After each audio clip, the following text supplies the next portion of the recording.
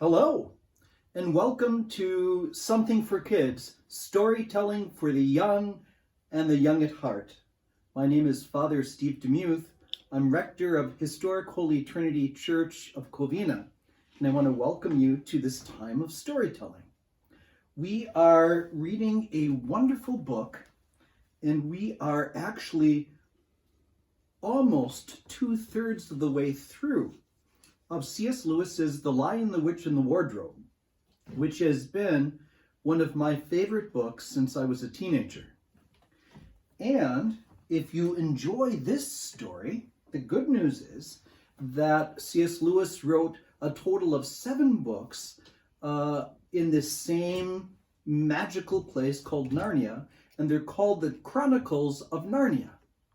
And I hope that if you've missed any episode, that you go to Historic Holy Trinity Church of Covina on YouTube, and you can see any episode that you may have missed, or watch them from the beginning, or subscribe so that you can see all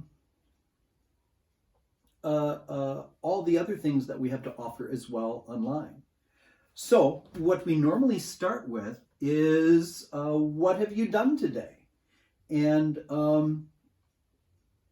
I actually snuck into the church office, don't tell anyone, and worked a little bit in the church office because this is Holy Week for us, a very special time in the Christian calendar.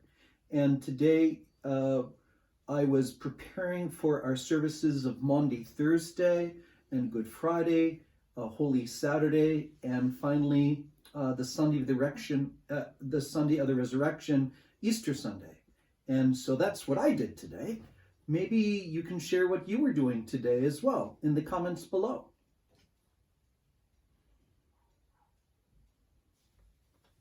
Very good.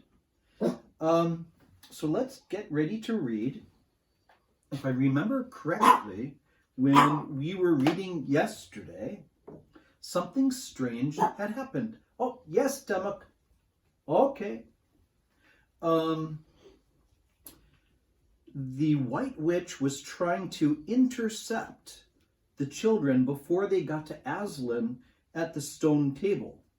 And as she was driving her sledge with the reindeer, and the dwarf driving the sledge for her was whipping the reindeer really hard, it got harder and harder for the sledge to move because something had happened. It had been winter for years in Narnia. And suddenly they heard a sound that would have been familiar to them, but it was forgotten. It was the sound of the spring thaw. And suddenly the sledge was hitting on the ground and on the stones and even on some grass and mud, and it was hard for it to go forward, and they eventually had to stop. And that's where we'll pick up today. And I've cleaned my glasses so I can see the words, and I can see you as well. All right.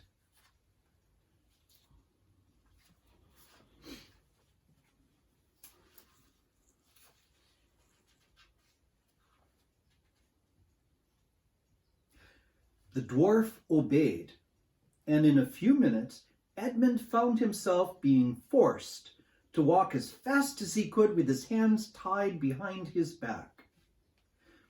He kept on slipping in the slush and mud and wet grass, and every time he slipped, the dwarf gave him a curse and sometimes a flick of the whip.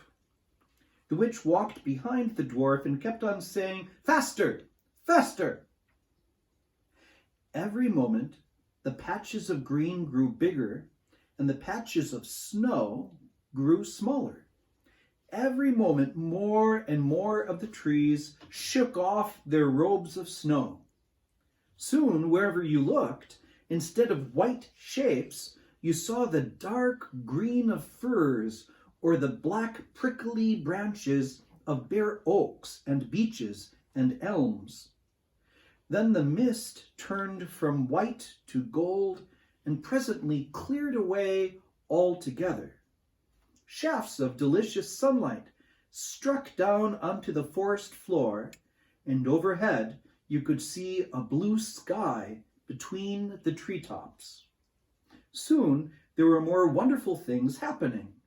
Coming suddenly round a corner into a glade of silver birch trees, Edmund saw the ground covered in all directions with little yellow flowers, celandines.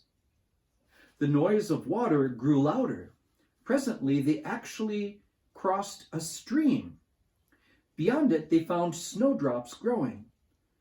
"Mind your own business," said the dwarf, when he saw that Edmund had turned his head to look at them, and he gave the rope a vicious jerk.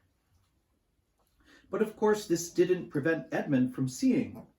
Only 5 minutes later he noticed a dozen crocuses growing round the foot of an old tree, gold and purple and white.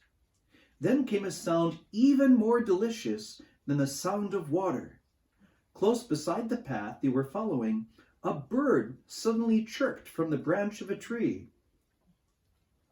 It was answered by the chuckle of another bird a little further off, and then, as if that had been the signal, there was chattering and chirruping in every direction, and then a moment of full song, and within 5 minutes the whole wood was ringing with birds' music, and wherever Edmund's eyes turned, he saw birds alighting on branches, or sailing overhead, or having their little quarrels. "Faster! Faster!" said the witch. There was no trace of fog now. The sky became bluer and bluer, and now there were white clouds hurrying across it from time to time. In the wide glades there were primroses. A light breeze sprang up, which scattered drops of moisture from the swaying branches and carried cool, delicious scents against the faces of the travelers. The trees began to come fully alive. The larches and birches were covered with green, the laburnums with gold. Soon the beech trees had put forth their delicate, transparent leaves. As the travelers walked under them, the light also became green. A bee buzzed across their path. "This is no thaw," said the dwarf, suddenly stopping. "This is spring. What are we to do? Your winter has been destroyed, I tell you. This is Aslan's doing." "If either of you mention that name again," said the witch, "he shall be instantly killed." And that is the end of the chapter. What do you say we go just a bit further? Because the next chapter is called Peter's First Battle. While the dwarf and the white witch were saying this, miles away, the beaver and the children were walking on hour after hour into what seemed a delicious dream. Long ago, they had left the coats behind them, and by now they had even stopped saying to one another, "Look, there's a kingfisher," or "I say, bluebells," or "What was that lovely smell?" or "Just listen to the thrush." They walked on in silence, drinking it all in, passing through patches of warm sunlight into cool green thickets, and out again into wide mossy glades where tall elms raised the leafy roof far overhead, and then into dense masses of flowering currant, and among hawthorn bushes where the sweet smell was almost overpowering. They had been just as surprised as Edmund when they saw the winter vanishing and the whole wood passing in a few hours or so from January to May. They hadn't even known for certain, as the witch did, that this was what would happen when Aslan came into Narnia. But they all knew that it was her spells which had produced the endless winter, and therefore they all knew when this magic spring began that something had gone wrong, and badly wrong, with the witch's schemes. And after the thaw had been going on for some time, they all realized that the witch would no longer be able to use her sledge. After that, they didn't hurry so much, and they allowed themselves more rests and longer ones. They were pretty tired by now, of course, but not what I'd call bitterly tired. Only slow and feeling very dreamy, and kept inside as one does when one is coming to the end of a long day in the open. Susan had a slight blister on one heel. They had left the course of the big river some time ago, for one had to turn a little to the right, that meant a little to the south, to reach the place of the stone table.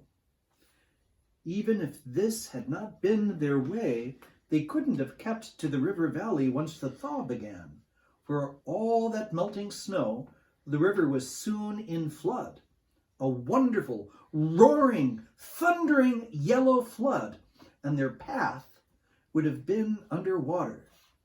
And now the sun got low, and the light got redder, and the shadows got longer, and the flowers began to think about closing. And that's a good space for us to close too for today. What did you think?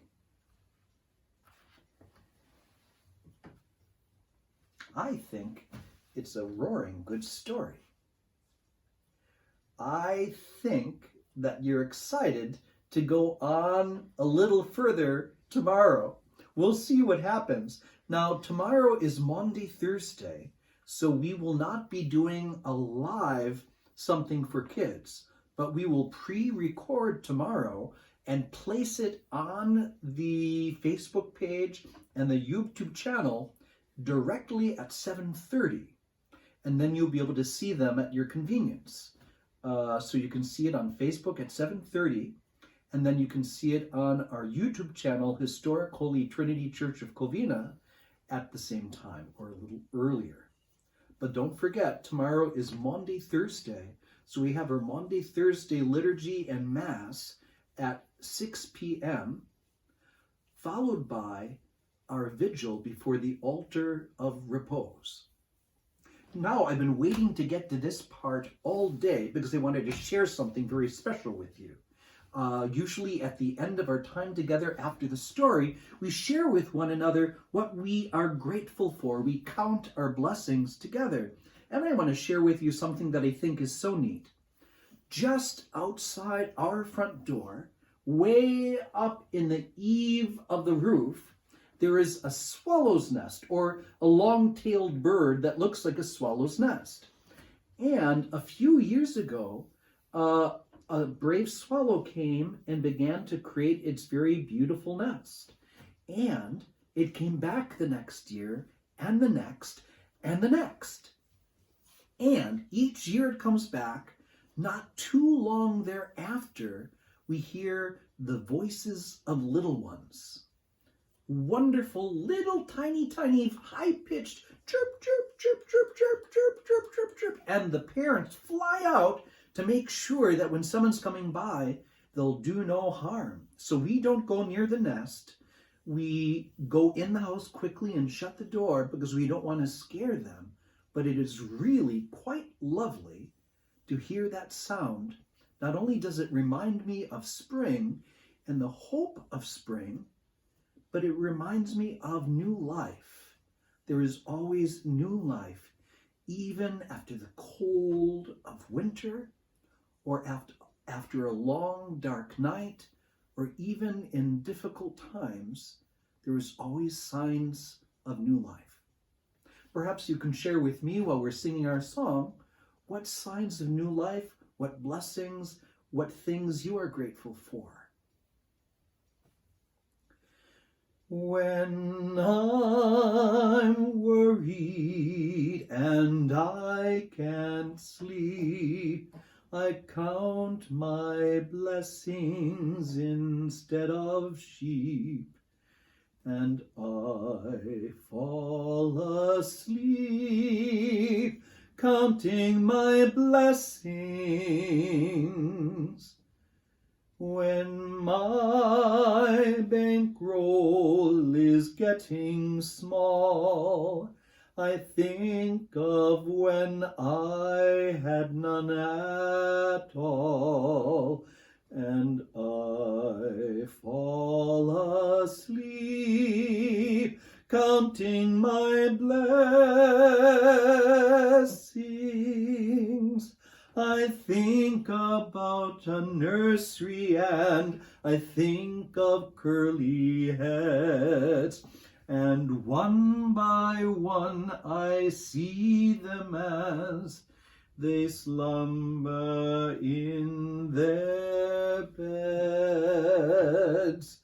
If you're worried and you can't sleep, just count your blessings instead of sheep, and you fall asleep counting your blessings.